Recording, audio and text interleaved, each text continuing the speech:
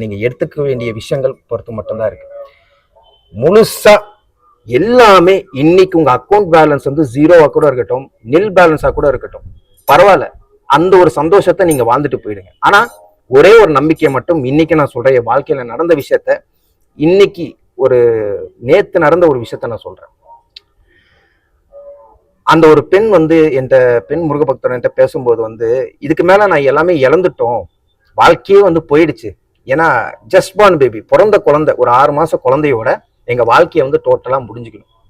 அவங்க மனைவி எடுத்துக்கிட்ட பிளான் இது மட்டும்தான். 6 மாச குழந்தையோட நாங்க எல்லாருமே, நானு, என் ஹஸ்பண்டு, என் ஒய்ஃபு, நானு, என் ஹஸ்பண்டு, என் குழந்தை, 6 மாச குழந்தை, எல்லாருமே வந்து சூசைட் பண்ணிக்கணும். இது நான் ஏன் சொல்றேன்னா, உங்க கமெண்ட்லயே நிறைய பேர் வந்து சொல்லுவாங்க, முருகன் இனிமே இருக்காரா இல்லையா, ஆனா வழி திறக்க மாட்டாரு அப்படின்னு. எனக்கும் ஒரு காலகட்டத்துல வந்து முருகப்பெருமான் மேல ஏகப்பட்ட கோபம் இருந்துகிட்டதான் இருந்தது. ஆனா அவர் மேல இருக்கிற பக்தியும், அந்த ஒரு நாளும் இந்த போட்டோவை தூக்கி போடுறது, இதுக்கப்புறம் நான் முருகப்பெருமானை வணங்க மாட்டேன், நான் கோயிலுக்கு வரமாட்டேன் அப்படிங்கிற நம்பக்கே வந்து அந்த கோபங்கள் இருக்கும். சில நேரங்கள்ல வந்து நம்ம அறியாமலே பரவாயில்ல, எனக்கு இந்த இடத்துல இருந்தா மட்டும்தான் நிம்மதி இருக்கு, எனக்கு முருகப்பெருமானோட கோயில் போனா மட்டும்தான் அந்த ஒரு ஆத்ம திருப்தியே எனக்கு வருது அப்படிங்கிற சொல்ற நிறைய பக்தர்கள் இருக்கீங்க. அதுக்காக தான் நான் சொல்றேன். அவங்க கோயில் போறது நிப்பாட்டல. என்னன்னா பெரிய பிரச்சனை என்னன்னா இந்த கடன் தொல்லை. எல்லா பக்தர்களுக்கும் ஒரு விஷயத்த சொல்றேன். இப்பேற்பட்ட ஒரு கடன் இவங்க சந்திச்சிருக்காங்கன்னா கண்டிப்பா அந்த மாதிரி கிடையாது. ஒரு மிடில் கிளாஸ் ஃபேமிலி. அவங்க ஹஸ்பண்ட் வந்து இந்த கன்ஸ்ட்ரக்ஷன், ஒரு பில்டிங் கன்ஸ்ட்ரக்ஷன்ல வந்து பிசினஸ் பண்றாரு. கிட்டத்தட்ட ஒரு 6.25 கோடி, அதாவது 6.5 crores ஒரு கடத்துல இருந்திருக்காரு. இப்போ ஒரு 4 மாசம் 3 மாசம் முன்னாடி தான் எல்லாமே, குழந்தை பிறந்ததுல இருந்து இவங்க பிரெக்னன்சி ஆனதுல இருந்து அவர் வந்து கடன் வாங்கிட்டே இருக்காரு. பிசினஸும் டல்லா போகுது. சுத்தி இருக்கிற பிரச்சனைகள்லாம் ஓவரா வந்து இவருக்கு தலை தூக்கி அப்பதான் நிக்குது. கோயிலுக்கு போயிட்டு வராரு, எல்லா பெரிய பெரிய கோயிலுக்கு போய் பாக்குறாரு, முருகப்பெருமானோட ஆசீர்வாதத்தை வாங்கிட்டு வராரு. அன்னைக்கு ஒரு நாள் ஒரு பிரச்சனை தூண்டிக்கிட்டே இருக்கு. பிரெக்னன்சியா இருந்தாங்க, டெலிவரி முடிஞ்சது. டெலிவரி முடிஞ்சு ஒரு 2 மாசத்துல, குழந்தை 2 மாசத்துல கடன் தலை தூக்கி நின்று 6.25 கோடி 6.5 crores நின்றுச்சு. அவங்க வீட்டு பத்திரத்துல இருந்து லேண்ட் டாக்குமெண்ட் எல்லாமே வச்சும் அந்த கடனை அடைக்க முடியாத ஒரு கண்டிஷன்ல எல்லாமே டோட்டலா எல்லாமே இழந்துட்டாங்க. விடிஞ்சா ஒரு ரோட்ல நான் நிக்கணும், நானும் என் குழந்தையும் என் மனைவியும் நான் ரோட்ல நிக்கணும். இன்னைக்குதான் லாஸ்ட் சான்ஸ். கடைசியா முருகப்பெருமான்ட்ட போய் கேட்டுட்டு வந்துருவோம். அவ்வளவுதானா, இதுக்கப்புறம் எங்களோட கதை இதெல்லாமே முடிஞ்சிடுச்சா அப்படின்னு கேட்கும்போது, முருகப்பெருமான் உங்க எல்லாருக்குமே தெரியும், மௌனமா இருப்பாரு. ஆனா இந்த மௌனமா இருக்கக்கூடிய ஒரு விஷயத்துக்கு அது பின்புலம் பெரிய ஒரு ரகசியமே இருக்கு. நம்ம எல்லாருமே நினைச்சுக்கிட்டு இருக்கோம்ல, நம்ம பேசுற முருகா என் வாழ்க்கையை மாத்து முருகா, தலைவா எப்பதான் எனக்கு ஒரு வெளிச்சத்தை கொண்டாக்க போறேன், யாராச்சும் ஒரு மூலியமா எனக்கு ஒரு வாழ்க்கையை மாத்த மாட்டியான்னு தினைக்கும் இன்னைக்கும் எல்லா முருக பக்தரும் கேட்டுட்டு இருக்கீங்களே, அவங்க எல்லாருக்கும் ஒரே விஷயம் மட்டும் சொல்றேன். இவர் அப்படியேதான் இருப்பாரு. என்னாலேயோ இல்ல உங்களை சுத்தி இருக்கிற புது நபர்களாலேயோ நம்ம தலைவன் முருகப்பெருமான் ஒரு ஆளை உங்களுக்கு அனுப்புவாரு. அப்போ நீங்க வந்து யோசிப்பீங்க, இவர் யாருன்னே தெரியல, இவர் ஏன் எனக்கு உதவி செய்யணும். நீ நிச்சயமா சொல்றேன், என் முருகப்பெருமானாலுமா சொல்றேன், எல்லாருக்கும் ஒரு காலம் வரும், உங்களுக்கும் உங்க நேரம் வரும். நேரம் வர வேண்டிய நாள் இன்னைக்கா கூட இருக்கலாம், நாளைக்கா கூட இருக்கலாம். உங்க லைஃப் எல்லாமே மாறப்போகுது. தயவு செய்து அழுவாதீங்க, கலங்காதீங்க. உங்க அழுகை ஒவ்வொரு சொட்டு கண்ணீருக்கும் தலைவன் முருகப்பெருமானோட திருவடிகளை தான் விழுது. அது நீங்க ஞாபகம் வச்சுக்கோங்க. அவர் நீங்க இன்னைக்கு அழுதாலும், இந்த நிமிஷம் அழுதாலும், நாளைக்கு இதே அழுவையோட ஆனந்த கண்ணீரா தான் நீங்க அழுவீங்க. எல்லாமே சூசைட் பண்ற நிலைமைக்கு வந்தாச்சு. முருகப்பெருமான்ட்ட பேசிட்டு எங்க கதை முடிஞ்சு போச்சு அப்படின்னு சொல்லிட்டு அந்த ஹோல் ஃபேமிலி, ஹஸ்பண்ட், ஒய்ஃப், அந்த 6 மாச குழந்தை, இந்த 3 பேருமே சூசைட் பண்ணிக்கிட்டு கார்ல போய் ஏதோ ஒரு விபத்துல, நிறைய ஏகப்பட்ட பிளான்ஸ் அவங்களுக்கு இருக்கு. வீட்லயே சூசைட் பண்ணிக்கலாமா, ஏன்னா வீடு நாளையோட எல்லாமே முடிய போகுது. வீட்டுல சூசைட் பண்ணிக்கலாமா, இல்ல எங்கேயாவது பீச்ல போயிடலாமா, இல்ல எங்கேயாவது போய் மேல இருந்து கீழே விழுந்துடலாமா அப்படிங்கிற ஒரு விஷயம்.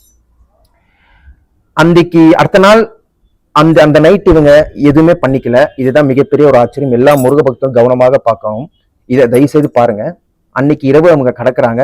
அந்த சூசைடு பிளான் என்ன மறக்குது. அவங்க 3 பேருமே நிம்மதியா தூங்கிடுறாங்க. இது அனைத்துமே முருகப்பெருமான் எப்படி அங்க போய் பண்ணியிருக்காரு மட்டும் பாருங்க. அடுத்த நாள் காலையில 10 மணிக்கு அவங்க வீட்டுக்கு ஒருத்தர் தேடி வராரு.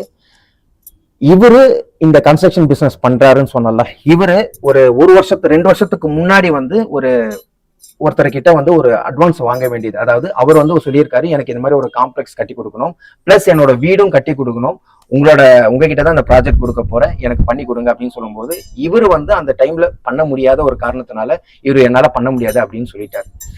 இவரு அன்னைக்கு வந்திருக்காரு, இவர் வீட்டை தேடி வந்திருக்காரு. காலையில 11 மணிக்கு அன்னைக்கு நடந்த காட்சி பாருங்க.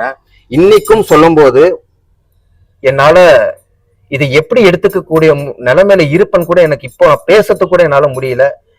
இவர் பண்ண விஷயம் அந்த மாதிரி ஒரு விஷயம். 11 மணிக்கு வராரு. இவர் ஒரு ஒரு 2 வருஷத்துக்கு முன்னாடி ஒரு ஆர்டர் கேன்சல் பண்ணார்ல, என்னால இன்னைக்கு பண்ண முடியாது, இந்த ப்ராஜெக்ட் பண்ண வேற ஏதாவது பில்டர் கிட்ட கொடுத்துருங்க அப்படின்னு சொல்லும் போது அவர் வீட்டை தேடி வராரு. எனக்கு வேற ஒரு ப்ராஜெக்ட் ஒண்ணு இருக்கு, இதை நீங்க மட்டும்தான் பண்ணி ஆகணும், வேற யாரும் பண்ண மாட்டாங்க அப்படின்னு அவங்க வீடை தேடி போய் சொல்றாரு. மொத்தமா அந்த பில்டிங்கான என்ன தேவையோ அந்த ஒரு பங்களாவும் இன்னொரு காம்ப்ளெக்ஸும் ரெண்டுமே கட்டுறதுக்கு என்னென்ன எவ்வளவு செலவாகுமோ அது என்ன பண்ணிட்டாரு ஒரே நாள்ல. எந்த எஸ்டிமேஷனுமே அந்த மனுஷன் கேட்கல. நல்லா பார்த்தாங்க, எந்த எஸ்டிமேஷனும் அந்த மனுஷன் கேட்கல. இவரோட கண்டிஷன் அந்த மனுஷனுக்கு தெரிஞ்சதா, அந்த ஆர்டர் கொடுத்த நபருக்கு தெரிஞ்சதா இல்லையானுங்கிற விஷயம் தெரியாது. இது அனைத்துமே ஒரே அந்த ஒரு நாள்ல நடக்குது. இவரும் எதுவும் கேட்கல, பிரமிப்பா இருக்கு. இவர் கிட்டத்தட்ட 2 வருஷத்துக்கு முன்னாடி நம்ம பேசியிருக்கோம், வேணான்னு சொல்லிட்டு இவர் எதுக்கு நம்மளை தேடி வராரு. 15 கோடி ரூபாய்க்கு அந்த செக்ல அந்த அட்வான்ஸ் வந்து கொடுத்திருக்காரு. 15 கோடி ரூபாய்க்கு அந்த அட்வான்ஸ் கொடுத்திருக்காரு. இவர்கிட்ட 15 கோடி ரூபாய் எழுதி செக் எழுதி கொடுத்துட்டாரு. இது நீங்க அட்வான்ஸா வச்சுக்கோங்க, எஸ்டிமேஷன் எல்லாமே நீங்க 2 நாள் டைம் எடுத்துக்கோங்க, வந்து சைட்டை வந்து பாருங்க, பார்த்துட்டு எஸ்டிமேஷன் கொடுங்க, நம்ம பேசிப்போம், முதல்ல இது வச்சுக்கோங்க அட்வான்ஸா அப்படின்னு சொல்லியிருக்காரு. ஒரே நிமிஷம் அந்த போன் கால நான் பேசும்போது மௌனமானது காரணம் என்னன்னா, என்ன வார்த்தை இருக்கு, இதையும் தாண்டி என்ன வார்த்தை இருக்கு, என்ன சொல்ல முடியும்? அந்த போன் கால்ல அந்த பெண் முருக பக்தர்கிட்ட நான் எதுவுமே பேசல. தெரியுங்க, இந்த மாதிரி ஒரு ஆச்சரியம் யாருக்குமே நடக்காது. ஒவ்வொரு பக்தர்களும் இன்னைக்கு கடனால தவிச்சிட்டு இருக்க பக்தர்களுக்கும், குடும்பத்தால கைவிட்ட பக்தர்களுக்கும் இந்த காணொலி சமர்ப்பணம். இது அனைத்து பக்தர்களுக்கும் கொண்டு போய் சேர்க்க வேண்டும். ஏன்னா இதை நான் சொல்ற காணொலி கிடையாது, இது ஒவ்வொரு பக்தர்களுக்கும் முருகப்பெருமான ஆளுக்கு கொடுக்கப்பட்ட ஒரு, இது மோட்டிவேஷனா கூட எடுத்துக்கலாம், ஒரு சக்தியா கூட நீங்க எடுத்துக்கலாம். ஏன் அந்த சக்தியா நான் எடுத்துக்க கூட சொல்றேன் அப்படின்னா, நாளைக்கே இல்லைங்க, இன்னைக்கே முருகன் நினைச்சா ஒரு நொடியில இல்ல, ஒரு இரவு, நம்ம பகல் வருது இரவு வருது, இந்த இரவு கடந்து நீங்க நாளைக்கே கூட உங்க வாழ்க்கை எப்படி வேணாலும் மாறலாம். இது முற்றிலும் உண்மை. என் முருகப்பெருமானோட முன்னாடி சொல்றேன், உங்க வாழ்க்கை எப்படி வேணா மாறலாம். கீழே இருக்கீங்களா, தூக்கறதுக்கு முருகனே வருவாருங்க. இது நம்பிக்கையோட இருங்க. எல்லாரும் நல்லா இருக்க வேண்டும்னா அந்த நமக்கு பிரார்த்திக்கிறேன். அவங்க சொல்லி முடிக்கிறாங்க, என்னால நம்பவே முடியலங்க சார், இந்த கடன் எங்களால கொடுக்க முடியாதுன்னு எங்களுக்கே தெரிஞ்சு போச்சு. ஏன்னா வீடு லாஸ் பண்ணிட்டோம், லேண்ட் லாஸ் பண்ணிட்டோம், எதுவுமே இல்லை. என் ஹஸ்பண்ட் சொல்றாரு, குழந்தை பிறந்ததுனாலதானா இந்த மாதிரி பிரச்சனை, எல்லாமே எங்களுக்கு டோட்டலா கரப்டடா, எங்க மைண்ட் கரப்டட் ஆகி நாங்க சூசைட் ஸ்டேட்டுக்கே வந்துட்டோம். நாங்க நைட்டு தூங்கணும், எப்படி தூங்கணும்னு தெரியல, அப்படியே மனக்கவலையோட தூங்கிட்டோம். அடுத்த நாள் காலையில அந்த ஃப்ரெஷ் மார்னிங் அந்த 10 o'clock அந்த கதவு திறந்து ஒருத்தர் வந்து பேசுறாரு. இது எங்களுக்கு ஒண்ணுமே புரியல. இன்னைக்கும் என் ஹஸ்பண்டுக்கு வந்து என்னால புரியல. இது இப்போ ஒரு 2 weeks ஆச்சு இந்த விஷயம் நடந்து. இது எப்படி எடுத்துக்கலாம்? முருகன் எந்த அளவுக்கெல்லாம் ஒவ்வொரு விஷயம் பக்தர்களுக்கு பண்றாரு கூட இன்னைக்கும் கூட எனக்கு சரியா தெரியல. இது யாருக்கோ தான் நடந்தது, நான் கஷ்டப்படுறதுக்கான அவசியம் இல்லை. ஏன் ஒரு செகண்ட் எனக்கு அழுக வருது அப்படின்னா, இப்படியெல்லாம் நம்ம எடுத்துக்கிறோம், எல்லாமே இவர்கிட்ட வாங்கி எடுத்துக்கிறோம். இவருக்கு நம்ம பதிலுக்கு கைமாறு நம்ம என்ன பண்ண போறோம்? எதுவுமே கேட்கலையாங்க, இவரு எதுவுமே கேட்கலையே. என்ன நீ நம்ப மாட்டியா? ஒரே வார்த்தை, என்ன நீ நம்ப மாட்டியா? உன்னோட நம்பிக்கையும் உன்னோட பொறுமையும் என் மேல எந்த அளவுக்கு நீ நம்புற, அந்த ஒரு விஷயத்தாலதாங்க ஒரு பக்தி, அந்த முழு பக்தி. நான் இல்லவே இல்லை முருகா, என்ன முழுசா உன்கிட்ட கொடுத்துட்டேன், என்ன வேணா பண்ணிக்க, உயிர் போதா போட்டோம், ஆனா அந்த உயிர் உனக்காக போறான் மட்டும்தான் எனக்கு சந்தோஷம். எல்லா முருக பக்தர்களுக்கும் நான் சொல்றேன், எல்லாரும் நல்லா இருக்கணும். நல்லா இருக்க போறீங்க. உங்க காலம், உங்க நேரம் இன்னில இருந்து ஆரம்பிக்குது. கவலைப்படாதீங்க, தயவுசெய்து கலங்காதீங்க, சந்தோஷமாக இருங்க. தலைவன் முருகனுக்கு நன்றி.